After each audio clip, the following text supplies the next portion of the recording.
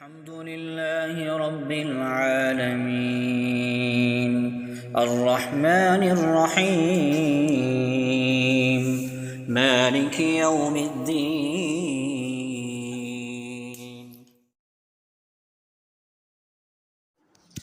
بسم اللہ الرحمن الرحیم۔ آج تراویح کے اندر ایک پارہ پڑھا گیا ہے۔ آج 21 پارے جو ہے مکمل ہو گئے ہیں۔ 21ویں پارے کے آغاز میں اللہ جل شانہ اپنے محبوب علیہ السلام کو خطاب فرماتے ہوئے ارشاد فرماتے ہیں کہ پیغمبر علیہ السلام، چونکہ پہلے انبیاء علیہ السلام کا ذکر تھا، پھر نبی علیہ السلام کا، چونکہ اکثر مشرکین جو ہے زیادہ تر جو اعتراض کرتے تھے وہ یہ ہے کہ ایک تو یہ نبی انسان ہے اور دوسرا قرآن کریم کی نعوذ باللہ حقانیت کو جھٹلاتے تھے، مرنے کے بعد زندگی کا انکار کرتے تھے۔ تو اللہ جل شانہ نے اس پارے کے شروع میں اپنے نبی علیہ السلام کو گویا کہ دو اصول بتا دیے۔ اللہ کے نبی علیہ السلام کے تسلی کے لیے اور اطمینان کے لیے اللہ جل شانہ نے دو عمل بتائے ہیں۔ آپ نے ارشاد فرمایا کہ میرے محبوب آپ یہ دو عمل کریں۔ کیا ہے وہ؟ اتل ما اوحی الیک من الکتاب واقم الصلاۃ۔ اللہ کے نبی علیہ السلام کو اللہ پاک نے ارشاد فرمایا کہ یہ دو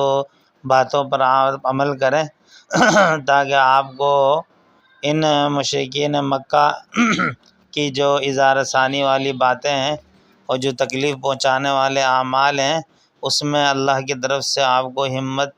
اور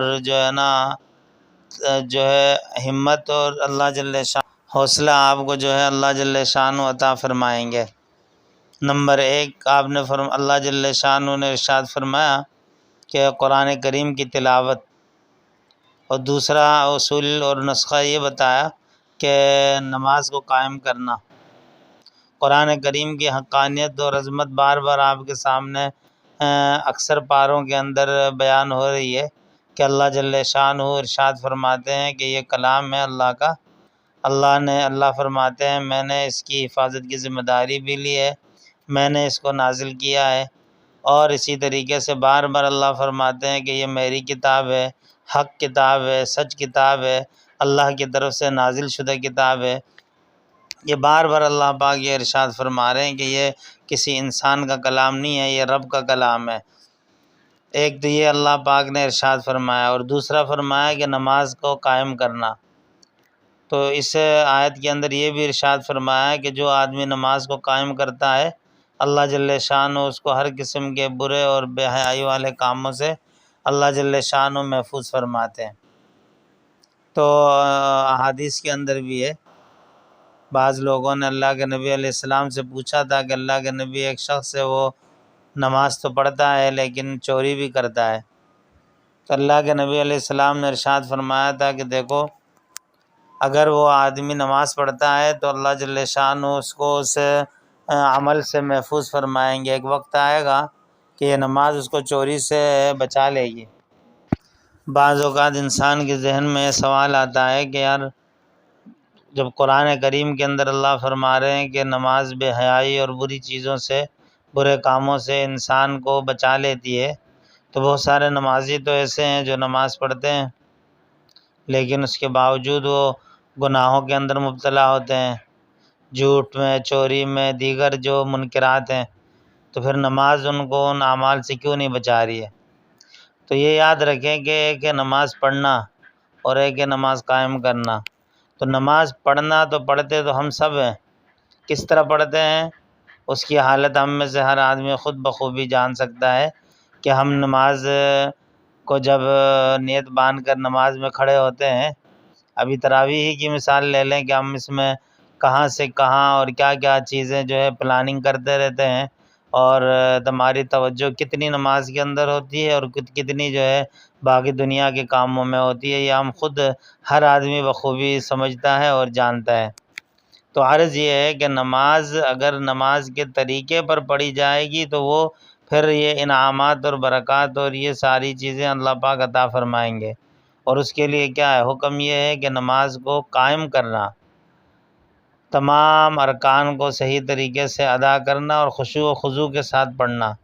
پھر دیکھیں کیسے اللہ جل شان اس نماز کا اثر ہماری زندگیوں کے اندر پیدا فرماتے ہیں۔ یہی نماز تھی، نماز کے اندر کوئی تغیر و تبدل نہیں ہوا ہے، یہی نماز تھی۔ اللہ کے نبی علیہ السلام پڑھتے تھے، صحابہ کرام پڑھتے تھے، کوئی مشکل کوئی پریشانی کا موقع ہوتا، 2 رکعت نماز پڑھی، اللہ کے سامنے ہاتھ پھیلائے، اللہ جل شان ان کی نقد مدد فرماتے تھے۔ کیا وجہ تھی؟ وجہ یہ تھی کہ وہ نماز کو پڑھتے ہی آداب کی رعایت کے ساتھ قائم کرتے تھے نماز کو۔ قائم کا مطلب یہ ہوتا ہے کہ تمام جو ہے نا واجبات، فرائض، سنن، مستحبات کی رعایت رکھی جائے اور توجہ کے ساتھ نماز پڑھی جائے، جس طرح اللہ کے نبی نے فرمایا ان تعبد اللہ کأنک تراہ فإن لم تکن تراہ فإنہ یراک، کہ تم نماز جب پڑھو تو تمہاری کیفیت یہ ہونی چاہیے گویا کہ تم اللہ کو دیکھ رہے ہو۔ اور جب کوئی آدمی کا جو ہے نا ذہن یہ ہو کہ اللہ مجھے دیکھ رہا ہے تو میں اللہ کو دیکھ رہا ہوں، تو جب ایک آدمی کا ذہن یہ ہو کہ اللہ کو میں دیکھ رہا ہوں تو وہ کیسے ادھر ادھر اپنے دماغ اور دل کو متوجہ کر سکتا ہے؟ تو اللہ کے نبی نے ارشاد فرمایا اگر یہ کیفیت پیدا نہیں ہوتی ہے تو کم سے کم اتنی کیفیت تو اپنے اندر پیدا کرو کہ اللہ تمہیں دیکھ رہا ہے۔ یہ کیفیت تو ہر ایک کی ہو سکتی ہے کہ بھائی اللہ جل شان ہمیں دیکھ رہے ہیں، تو جب یہ کیفیت ہمارے دل و دماغ میں ہوگی تو ہمیں ادھر ادھر دھیان بٹے گا ہی نہیں۔ دیکھو جب استاد سر پہ کھڑا ہو، والد سر پہ کھڑا ہو تو آدمی فرشتہ بنا ہوتا ہے، بالکل جو ہے نا سیدھا رہتا ہے، کوئی ادھر ادھر دھیان اس کا نہیں جاتا۔ تو جو تمام کائنات کے مالک، خالق ہیں، رازق ہیں، اللہ جل شان ہیں، اس کے بارے میں، ان کے بارے میں جب ہمارا یہ نظریہ ہوگا اور یہ استحضار ہوگا کہ اللہ ہمیں دیکھ رہا ہے تو پھر ہماری نماز ہوگی، پھر اس نماز کے ذریعے ہم اللہ سے مانگیں گے تو اللہ ہمیں دیں گے، پھر اس نماز کی برکت سے ہماری زندگی کے اندر جو ہے نا تبدیلی آئے گی، پھر ہم کہیں بھی ہوں گے تو اللہ جل شانہ کے حکموں کو پورا کریں گے، پھر برائی سے، بے حیائی کے کاموں سے ہمیں ایسی نفرت ہوگی کہ اللہ جل شانہ ہمیں جو ہے نا اس طرف ذہن بھی ہمارا جو ہے نا مائل نہیں کریں گے، اس طرف ہمارا خیال بھی نہیں جائے گا گناہوں کی طرف، اتنی نفرت بیٹھ جائے گی۔ لیکن جب ہم نماز کو ایک روٹین کی طرح بس پڑھتے رہیں گے، گھر سے آئیں گے، نیت باندھیں گے، اپنے خیالات میں گم ہو جائیں گے، تو پھر وہ نماز ہماری نماز نہیں ہوگی، وہ ایک روٹین ہوگی اور وہ ایک فارمیلٹی پوری کرنا ہوگا، اس کی پھر وہ تاثیر اور وہ اثرات اور وہ انعامات اور وہ فوائد ہمیں نہیں ملیں گے۔ تو بہرحال اللہ نے اپنے نبی علیہ السلام کو فرمایا کہ قرآن کی تلاوت اور نماز، ان 2 اصولوں کو آپ اپنا لیں، اللہ جل شانہ کی مدد آپ کے ساتھ ہوگی اور آپ کو اطمینان قلب بھی نصیب ہوگا اور ان کی ان باتوں سے جو ہے آپ کو مشقت میں نہ ڈالیں۔ اسی طرح ایک اور اہم بات اللہ نے ارشاد فرمایا کہ کل نفس ذائقۃ الموت، کہ بھائی ہر نفس کو جو ہے موت کا ذائقہ چکھنا ہے، اور اس کی حقیقت سب جانتے ہیں کہ کون ہے ایسا جو اس سے زیرو، ایسا کون سا ہوگا؟ النفس مطلب یہ ہے جس کے اندر جان ہے، ہر ایک نے موت کا ذائقہ چکھنا ہے، تو کون ہوگا ایسا آدمی یا کون سی ایسی جان ہوگی، کون سا ایسا زیرو ہوگا کہ جو موت سے بچے گا؟ ہر ایک نے ذائقہ چکھنا ہے۔ ہم سے پہلے جو تھے وہ بھی چلے گئے، انہوں نے بھی موت کا ذائقہ چکھا، ہمیں بھی چکھنا ہے، ہمارے بعد جو آئیں گے ان کو بھی۔ موت سے مفر کسی کو نہیں ہے، موت سے بچنا نہیں ہے، کوئی بھی ہو موت اس پر آئے گی۔ یہاں تک کہ حدیث میں ہے کہ ساری کائنات کے لوگوں کی جب روح قبض ہو جائے گی، دنیا ختم ہوگی، اللہ جبریل اسرائیل علیہ السلام سے پوچھیں گے کہ اب کون ہے؟ جب اسرافیل علیہ السلام کی بھی روح قبض کر لیں گے، سب کی روح قبض ہو جائے گی، تو اسرائیل علیہ السلام عرض کریں گے کہ اللہ بس میں ہوں اور آپ کی ذات ہے۔ اللہ فرمائیں گے ٹھیک ہے، تم پر بھی جو ہے نا موت طاری کر دی جاتی ہے۔ اللہ جل شانہ جبریل امین کو بھی موت دے دیں گے۔ اب دنیا میں کئی عرصہ گزرے گا، کئی سال گزریں گے، ایک زمانہ گزرے گا، کوئی بھی نہیں ہوگا سوائے اللہ کے، اللہ ہی اللہ ہوں گے اور کوئی اللہ کی مخلوق دنیا میں نہیں ہوگی۔ پھر اللہ پاک دوبارہ سے جو ہے نا لوگوں کو زندہ کریں گے، پھر حساب کتاب کا معاملہ ہوگا۔ اس کے بعد ہے سورہ روم۔ روم یہ پہلے زمانے میں ایک طاقت تھی، سلطنت تھی، اور اس کے مقابلے میں ایک اور تھی طاقت جس کو فارس کہا جاتا تھا، روم اور فارس۔ ان کے درمیان جو ہے نا جنگیں ہوا کرتی تھی۔ روم والے مسلمانوں کے ساتھ ذرا نرم تھے، اور کفار کے ساتھ جو ہے فارس والے قریب تھے۔ تو ایک جنگ کے اندر ایسا ہوا کہ یہ روم والے مغلوب ہو گئے، فارس والے جنگ جیت گئے، تو کفار مکہ بڑی خوشیاں منانے لگ گئے۔ تو اللہ کے نبی علیہ السلام نے ارشاد فرمایا کہ زیادہ خوشی منانے کی ضرورت نہیں ہے، ان قریب چند سالوں میں جو ہے یہ روم والے دوبارہ تم پر غالب آ جائیں گے۔ یہ سمجھ رہے ہیں اس زمانے کی سپر پاور طاقتیں، جس کو لوگ آج امریکہ اور ان کو بڑی طاقتیں سمجھتے ہیں، حالانکہ یہ کچھ بھی نہیں ہے، ان کے پاس کوئی طاقت نہیں ہے، کوئی ان کے اندر جو ہے نا ایسی ہمت اور طاقت اور جرأت ہی نہیں ہے لڑنے کی۔ بہرحال تو اس زمانے میں یہ دو طاقتیں تھیں، اور ایسی ہوا اللہ نے اپنے نبی علیہ السلام کی بات کو سچ کر دکھایا کہ چند سالوں میں اللہ جل شانہ نے ان کو پھر جو ہے نا غلبہ عطا فرمایا۔ اور اسی طریقے سے جو ہے نا آگے اس صورت کے اندر ایک اہم بات یہ بھی ہے، اللہ جل شانہ ارشاد فرما رہے ہیں کہ ظہر الفساد فی البر والبحر بما کسبت ایدی الناس، کہ اس دنیا کے اندر جو ہے نا جتنے بھی آزمائشیں اور امتحانات آتی ہیں نا، یہ انسان کی جو ہے نا اپنی ہاتھوں کی کمائی ہوتی ہے۔ ظہر الفساد فی البر والبحر بما کسبت ایدی الناس، یہ جو فساد برپا ہوتا ہے تو بحر و بر کے اندر جو مخلوق اللہ کی ہے، ان سے کوئی ایسا عمل ہو جاتا ہے، کوئی ایسی خطا ہو جاتی ہے جس کی وجہ سے اللہ پوری کائنات کے اوپر جہاں بھی جو ہے نا اس کی نوست کی وجہ سے کوئی بھی تکلیف، آزمائش اور امتحان لے آتے ہیں۔ اور بسا اوقات جو ہے نا انسان کی اپنی بدعمالیاں ہوتی ہیں جس کی وجہ سے اس پر کوئی مشقت، تکلیف، بیماری، آزمائش آتی ہے۔ تو لیکن یہ اصول نہیں ہے کہ ہمیشہ ایسی ہو، کیونکہ کبھی ایسا ہوتا ہے کہ اللہ کے نیک بندے ہوتے ہیں، ان کے اوپر بھی جو ہے نا بغیر کسی خطا اور منکر کے، بغیر سرکشی کے بھی، نیک لوگوں پر بھی بعض اوقات اس طرح کی آزمائش آتی ہے، امتحان وغیرہ آتے ہیں، ابتلا میں وہ جو ہے نا اللہ جل شانہ ان کو آزماتے ہیں۔ تو وہ اس لیے ہوتا ہے کہ ان کے درجات کی بلندی کے لیے ہوتا ہے، اس لیے نہیں کہ وہ بھی کوئی گناہ کے اندر مبتلا ہے، یا کسی نافرمانی کے اندر ہے، یا معصیت کے اندر ہے، بلکہ ان نیک لوگوں کے اوپر آزمائش اور امتحان کا آنا یہ اس وجہ سے ہوتا ہے کہ ان کے درجات کی جو نا ترقی ہوتی ہے، بلندی ملتی ہے اللہ کی طرف سے اس تکلیف کے اوپر صبر کرنے کی وجہ سے۔ پھر اس کے بعد ہے سورہ لقمان۔ تو لقمان صورت کے نام سے بات تقریباً سمجھ میں آ جاتی ہے کہ اس صورت کے اندر اللہ کے وہ نیک بندے حضرت لقمان علیہ السلام ہیں کہ جنہوں نے اپنے جو ہے بیٹے کو کچھ وصائے کیے تھے، نصیحتیں کی تھی، اور انہوں نے کہا تھا کہ شرک سے بچنا ہے، ماں باپ کی نافرمانی نہیں کرنی ہے، والدین کے سامنے جو ہے نرمی سے بات کرنا ہے، اور اسی طریقے سے زمین کے اندر جب چلو تو آداب سکھائے کہ اکڑ کے مت چلنا،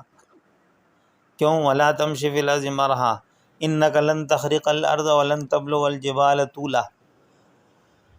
فرمایا کہ دیکھو تم نہ تو زمین کو پھاڑ سکتے ہو، نہ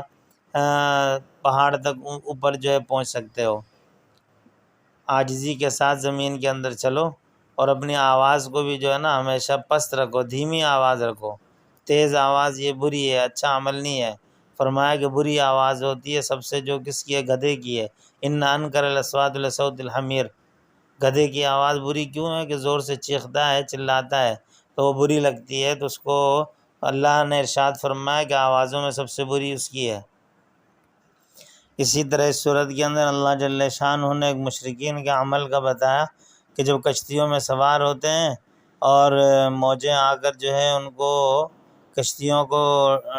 ہچکولے لگواتی ہے، اور ان کو یہ خوف ہوتا ہے کہ اب موجوں کے اندر ہم جو ہے ڈوب جائیں گے پانی کے اندر، اور یہ موجیں ہمیں ادھر سے ادھر جو ہے نا پھینک دیں گی، تو اس وقت آگے عام حالات میں تو اللہ کے ساتھ شریک ٹھہراتے ہیں، لیکن جب اللہ جل شانہ کی عظمت کو دیکھتے ہیں دریا کے اندر کہ اب تو اللہ کے علاوہ کوئی اور نہیں ہے، تو اللہ کو پکارنے لگ جاتے ہیں۔ اسی طریقے سے آگے اللہ پاک نے اپنی عظمت اور شان بیان کرتے ہوئے ارشاد فرمایا